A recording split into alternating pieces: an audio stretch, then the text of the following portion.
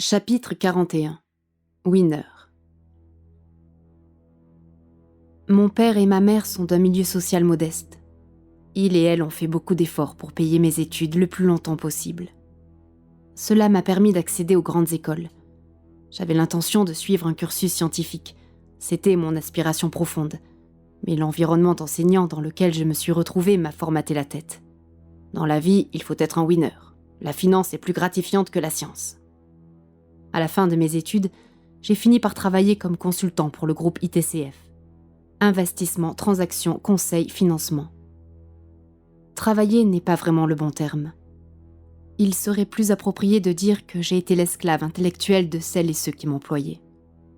Pour rester dans la compétition, pour être un winner dans la société et dans l'entreprise, j'ai donné tout ce que je pouvais.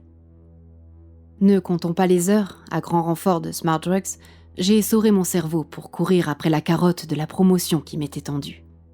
Mon travail consistait à convaincre des sociétés qu'elles gagneraient plus d'argent à l'aide de tel ou tel équipement. Je proposais ensuite le financement, et je vendais aussi la clientèle à l'entreprise qui fournissait l'équipement en question. ITCF empochait des deux côtés. Je faisais bien d'autres choses encore, et c'est une manière très simplifiée de l'expliquer, mais c'était un peu cela. Pour décider l'achat, je devais prouver au moyen de grands tableaux de chiffres les bénéfices obtenus, qui devraient bien sûr être réels pour ne pas nuire à la réputation d'ITCF. Ce qui représentait un travail titanesque. D'une deadline à l'autre, j'ai compté sur différentes drogues pour tenir. Modafinil, Ritaline, Adderall, plus quelques lignes de coke de temps en temps. L'anxiété dévorait mon esprit. C'est là que j'ai commencé à me ronger les ongles. Entre winners, au restaurant, en réunion, dans les soirées privées, les séminaires de team building, les colloques des clients, on entendit obligatoirement toujours les mots de notre tribu. Économie, gestion, management, rendement maximal, action, tir, obligation, libéralisme, marché au comptant, marché à terme, longue traîne, estimation ex ante, analyse ex post, école autrichienne d'économie, école historique allemande. Les noms John Stuart Mill, David Ricardo, Adam Smith se glissaient ça et là dans les conversations. Tous ces genres de trucs de winners initiés.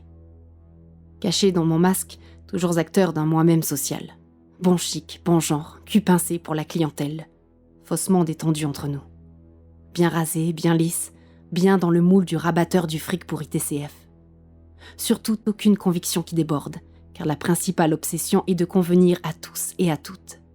À la clientèle, bien entendu, mais aussi à la hiérarchie et aux collègues, car on ne connaît jamais les pouvoirs de nuisance de l'un, de l'une ou de l'autre dans le milieu.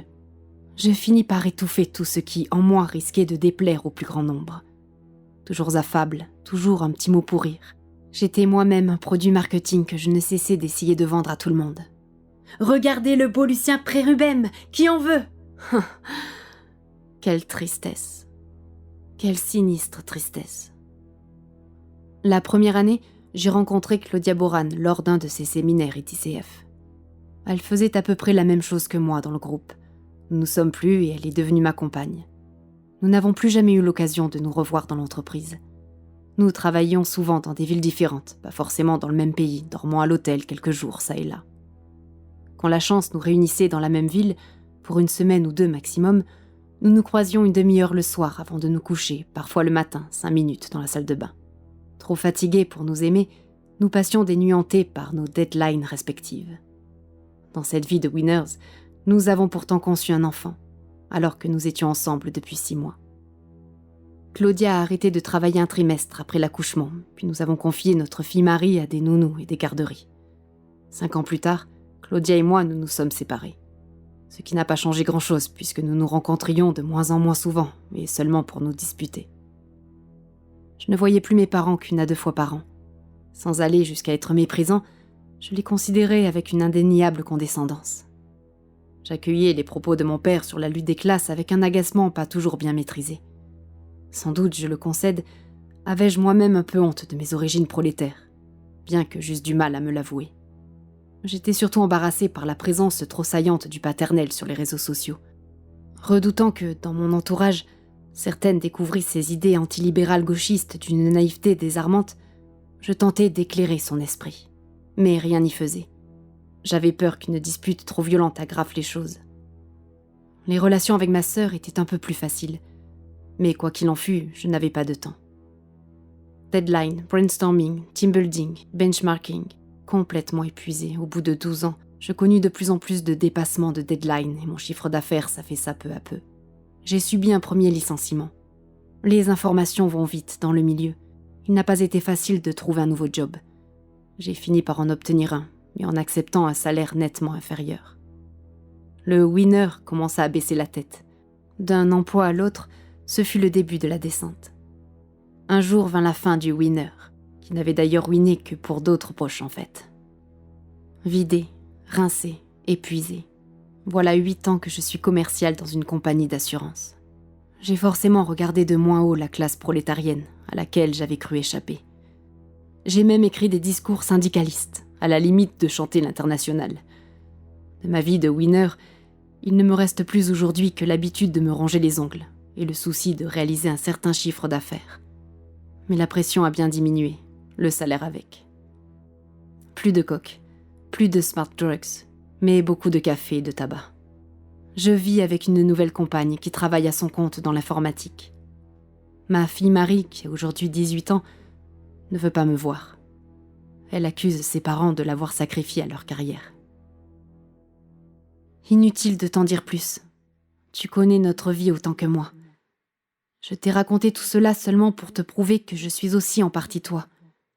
Tu es le premier humain dont j'ai reçu les engrammes. C'est pour cette raison que tu es le premier que j'ai contacté, et c'est de même pour cela que je me suis attachée à toi, mon prédateur intelligent. La confusion, la honte et la colère s'emparèrent de Lucien. Il cria aussi fort qu'il pensa ces mots. « Quelle partie de ma vie as-tu engrangée ?» ?»« Toute. De ta naissance jusqu'au moment où tu es entré chez l'ophtalmologiste. »« Tu mens !» hurla-t-il. « Qu'est-ce qui te donne cette certitude ? Tu m'as demandé combien de fois j'ai fait l'amour avec Isabelle. Si tu avais toute mon existence en mémoire, tu le saurais. Mon but était seulement de savoir si tu allais m'avouer que ça ne vous arrivait presque plus. Sois raisonnable, prédateur. Avec tout ce que je viens de te raconter, tu ne peux que savoir que je connais ta vie, notre vie, dans les moindres détails. Veux-tu que je te décrive en détail un de tes ébats ? Je pourrais dire de nos ébats d'ailleurs. Je peux, avec Isabelle ou même avec Claudia. Non, non, laisse-moi tranquille. Cesse de m'appeler prédateur et va-t'en. Laisse-moi seul. Laisse-moi seul. D'accord, je te laisse. Non, attends. Oui ? J'aimerais savoir si tu lis mes engrammes quand tu veux.